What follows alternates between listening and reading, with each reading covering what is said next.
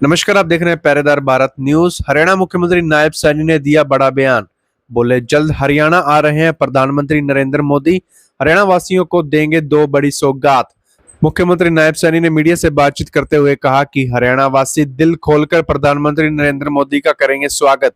आइए एक वीडियो के माध्यम से जानते हैं क्या बोले मुख्यमंत्री सैनी। भारत रत्न बाबा साहेब डॉक्टर भीमराव अंबेडकर जी की जयंती के अवसर पर देश के यशस्वी प्रधानमंत्री और दुनिया के नेता आदरणीय नरेंद्र मोदी जी हरियाणा में एक बड़ी सौगात देने के लिए आ रहे हैं। सबसे पहले आदरणीय प्रधानमंत्री जी हिसार में एयरपोर्ट जो वहां से फ्लाइट शुरू होंगी उसका शुभारंभ करेंगे, टर्मिनल का शिलान्यास करेंगे और हमारे हरियाणा के लोगों से वार्तालाप भी करेंगे। दूसरा बड़ा कार्यक्रम यमुनानगर में है। यमुनानगर में 800 मेगावाट का यूनिट उसका शिलान्यास करेंगे, वहां पर भी बड़ा कार्यक्रम हो रहेगा।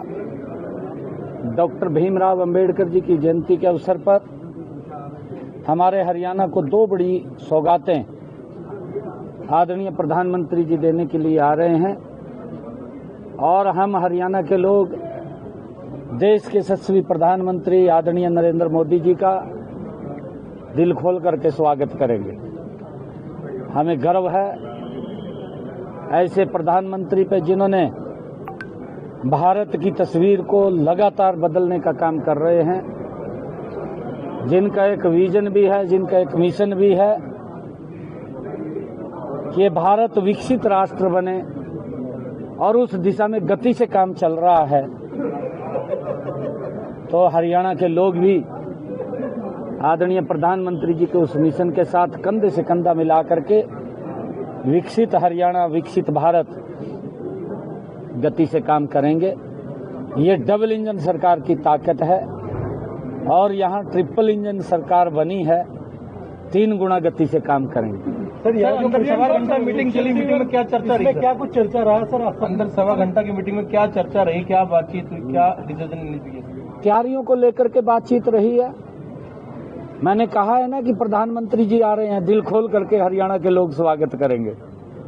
पूरी चर्चा रही है, एक एक बिंदु के ऊपर व्यवस्थाओं से लेकर के व्यवस्थाओं से संख्या की दृष्टि से हर बात को लेकर के सभी माननीय विधायकों ने और सभी माननीय मंत्रीगण ने बैठ करके चर्चा की है।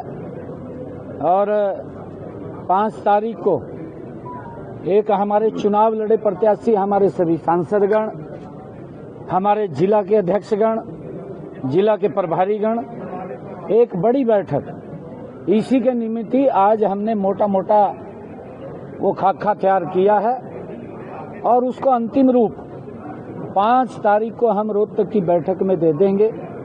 उस बैठक के अंदर हमने ये निर्णय किया कि वहां पर हमारे सभी माननीय जिला के अध्यक्ष, सभी हमारे जिलों के प्रभारी, सभी हमारे मेयर, सभी हमारे जिला परिषद के चेयरमैन और सभी हमारे विधायक और मंत्रीगण, सभी हमारे सांसदगण, सभी हमारे चुनाव लड़े प्रत्याशीगण, सब लोग आएंगे और आदरणीय प्रधानमंत्री जी का जोरदार स्वागत, क्योंकि हमारे हरियाणा के लिए बड़े गर्व की बात है कि हमें पहला एयरपोर्ट मिला है और ये आदरणीय प्रधानमंत्री जी के कर कमलों द्वारा मिला है।